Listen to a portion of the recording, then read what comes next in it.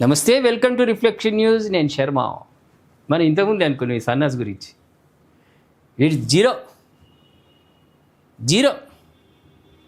వీడిని ఎవ్వడు నమ్మడు. ఇరాన్ నమ్మతలేదు, గల్ఫ్ దేశాలు నమ్మతలేదు, ఒక ట్రంపే అమెరికా వాడే నమ్ముతాడు. చాలా ఇష్టం వీడంటే వానికి. ఎందుకంటే వీడు కూర్చుంటాడు, లేవంటే లేస్తాడు. వానికి అమెరికాకు సంబంధించిన అన్నిటికీ కాపలాదారుడుగా ఉన్నాడు కాబట్టి వాడొక్కడే నమ్ముతాడు. పాకిస్తాన్ నమ్మలేం. ఇరాన్ అమెరికా చర్చలపై ఇజ్రాయిల్ సంచలన వ్యాఖ్య. ఇక చూసినాం, ఇజ్రాయిల్ కూడా సాఫ్గా చెప్పారు. ఈ వేస్ట్ వాళ్ళు, వీళ్ళు జీరోలు. వీడు మీడియేటర్ కాదు, మన్ను కాదు, వీడు పెద్ద బ్రోకర్. ప్రపంచ బ్రోకర్ల సంఘానికి పాకిస్తాన్ వాడు అధ్యక్షుడు. అటువంటి బ్రోకర్ వీడు. వీడిని నమ్మరు. ఇప్పుడు ఇజ్రాయిల్ కూడా చెప్పేసింది. అమెరికా ఇరాన్ మధ్య జరుగుతున్న కాల్పుల విరమణ చర్చల్లో పాకిస్తాన్ పోషిస్తున్న మధ్యవర్తి పాత్రపై ఇజ్రాయిల్ అనుమానం వ్యక్తం చేసింది. పాకిస్తాన్ విశ్వసనీయమైన మధ్యవర్తిగా తాము పరిగణించడం లేదని భారత్లో ఇజ్రాయిల్ రాయబారి రుబేన్ అజార్ కుండబద్దలు కొట్టారు. దగ్గరుంటే కుండ తీసుకుపోయి వీడి నెత్తి మీద పలగొట్టు, కానీ ఆ దగ్గర లేడు. అమెరికా తన సొంత కారణాలతో పాకిస్తాన్ సేవలను ఉపయోగించకుండా వచ్చని, కానీ టెల్ అవీవ్ మాత్రం ఈ విషయంలో పాక్ను నమ్మడం లేదని ఆయన స్పష్టం చేశారు. అంతే కదా, అమెరికా వాడికి ఏదో సొంత వింతోడు అవసరాలు ఉన్నాయి కాబట్టి వాడు వీడి సేవలు ఉపయోగించుకుంటాడు. కానీ వానికి ఇజ్రాయిల్ మాత్రం వీడు మధ్యవర్తిత్వం అంటేనే వాడు ఒప్పుకోరు.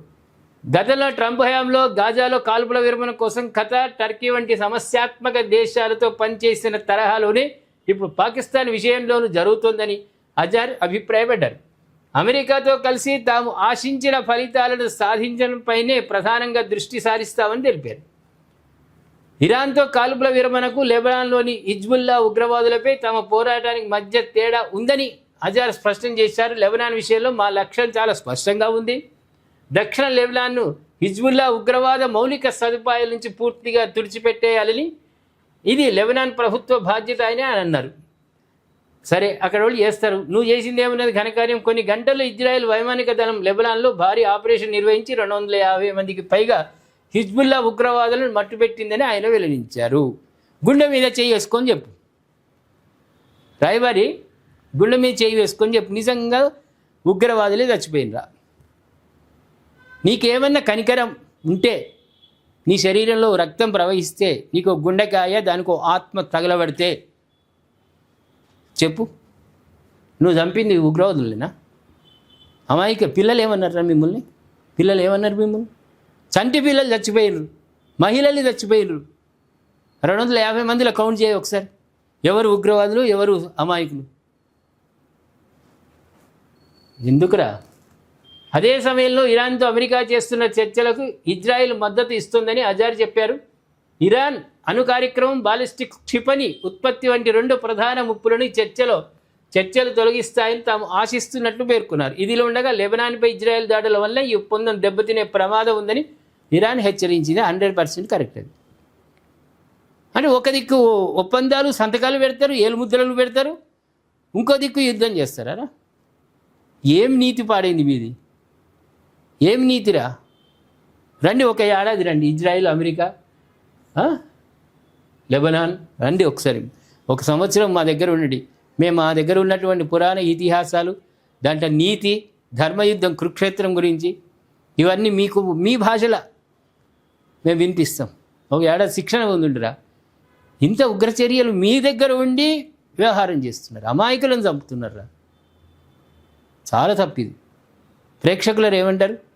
ఒక దిక్కేమో ఒప్పందం కుదుర్చుకుంటారు, సీజ్ ఫైర్ అని, ఒక దిక్కేమో ఇజ్రాయెల్ లెబనాన్ మీద దాడి చేస్తున్నది, అమాయకులను చంపుతున్నది. ఉగ్రవాదులు 4 ఉండొచ్చు, మిగతా వాళ్ళు మొత్తం 240 మంది అమాయకులను చంపారు. ఇంకా ఎంతమంది చంపుతారు? ఈ రెండింటిని ఖండించుకుంటూ దయచేసి మీరు కామెంట్ రూపంలో తెలియజేస్తూ, ఇంకొక గొప్ప విషయం ఏంటంటే పాకిస్తాన్ వాడిని ఇజ్రాయెల్ కూడా నమ్మతలేదు. గోవిందా, మన పని జీరో. ప్రపంచంలో అన్ని దేశాలు బైకాట్ చేసినాయి ఈ బ్రోకర్ను మేము నమ్మమని.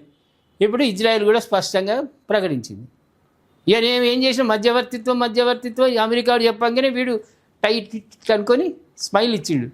ఇప్పుడు చైనా వచ్చింది, చైనానే మధ్యవర్తిత్వం సీజ్ ఫైర్కు మా చైనానే. పాకిస్తాన్ ఉంది ఏం లేదని తెలిసిపోయింది. ఏమో టై కోటు అని ఇప్పుకొని ఏదైనా దగ్గర ఏమైనా ఉంటే ఆయన దుంకాల పోవాలి వాడు. జీరో. దయచేసి కామెంట్ రూపంలో తెలియజేయండి 3 అంశాల మీద. 1, లెబనాన్ మీద ఇజ్రాయెల్ చేయడం తప్పని. అదేవిధంగా పాకిస్తాన్ బైకాట్ చేసేసింది ఇజ్రాయిల్. సీజ్ ఫైర్లో పాకిస్తాన్ పాత్ర లేదు, చైనా. వీటి మీరు కామెంట్ రూపంలో తెలియజేయండి. సబ్స్క్రైబ్ చేసుకోండి, షేర్ చేయండి.